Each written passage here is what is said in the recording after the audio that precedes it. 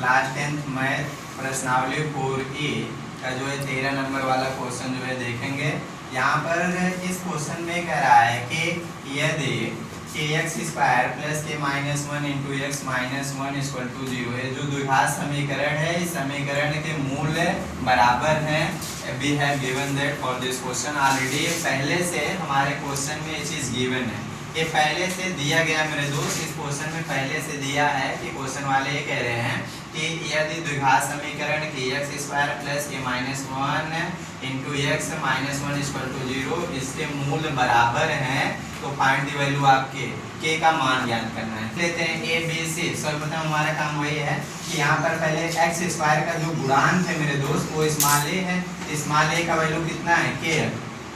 X का जो गुणांक है चिन्ह सहित लिया जाए, एक्स का जो गुणांक है वो b है। तो इसमें है कि इस क्वेश्चन में पहले से मेरे दोस्त पहले से इस क्वेश्चन में गिवन है, और क्या गिवन है कि इस द्विघात समीकरण के मूल बराबर है। अच्छा, जब इस द्विघात समीकरण के मूल बराबर हैं तो हम लोग क्यों ना भैया इसमें जो है, जब इस द्विघात समीकरण के मूल बराबर है तो इसका मूल बराबर वाला कंडीशन लगा दें, क्योंकि पहले से दिया है कि डिस्क्रिमिनेंट जो है 0 के बराबर है। जब मूल जो है बराबर है तो वहां पर जो है विविधकर d बराबर 0, d बराबर 0, ठीक है। यहाँ पर जो है अब d जो विविधकर d है, विविधकर d इक्वल टू क्या होता है b square minus 4ac। विविधकर d बराबर formula b square minus 4ac बराबर 0। अब 1 स्क्वायर है तो स्क्वायर, फिर माइनस 4, बीच में कोई चिन्ह गुणा। ए का मान क्या है, ए का मान आपका के। फिर यहाँ पर c का वैल्यू कितना ले लेंगे, c का मान -1 बराबर 0 है।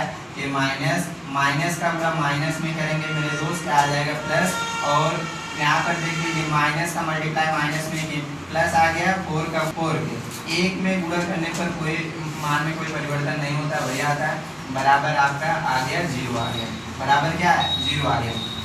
अब यहाँ पर a माइनस बी का होल स्क्वायर से तोड़ लीजिए, a माइनस बी का होल स्क्वायर ए स्क्वायर, 2 गुणे पहला पद के इंटू दूसरा पद आपका 1 होगा, तो कितना आ जाएगा 2k हो जाएगा। कैलकुलेशन करने पर 2k, 2 गुणे पहला पद के गुणा दूसरा पद 1 आएगा, तो गुणा करेंगे 2k, फिर प्लस 4k बराबर 0 आ गया। अब इसे सरल कर लीजिए, यहाँ पर के स्क्वायर, उसके बाद माइनस प्लस घट जाएगा मेरे दोस्त। पहले इसे सरल कर लेते हैं, 4 में 2 गया 2, 4 ज़्यादा है इसलिए इसके सामने प्लस आएंगे, प्लस लगाएंगे प्लस 2k, और यहाँ पर प्लस 1 बराबर 0। अब देख लीजिए यहाँ पर हमारा आ गया के स्क्वायर प्लस 2k प्लस 1 बराबर 0।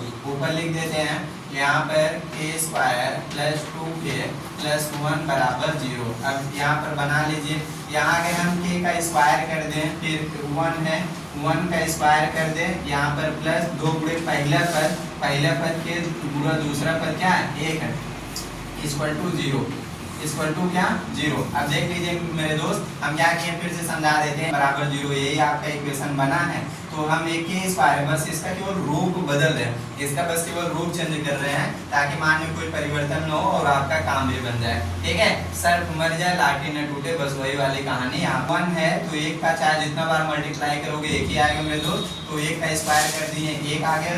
अब फिर यहाँ 2 कर रहे हैं, देखो 2 गुणे पहला पद आपका जो है के गुणा दूसरा पद आपका 1 हो गया, तो 2 का गुणा के में करेंगे 2k ही आ जाएगा, 2k करना 2k, इसके मान में कोई अंतर नहीं, इसके मान में कोई अंतर नहीं, और आपका के स्क्वायर इसके वैल्यू में कोई फर्क, a square plus b square plus 2ab, ये कहीं ना कहीं आपका a प्लस b का होल स्क्वायर का फार्मूला बन गया।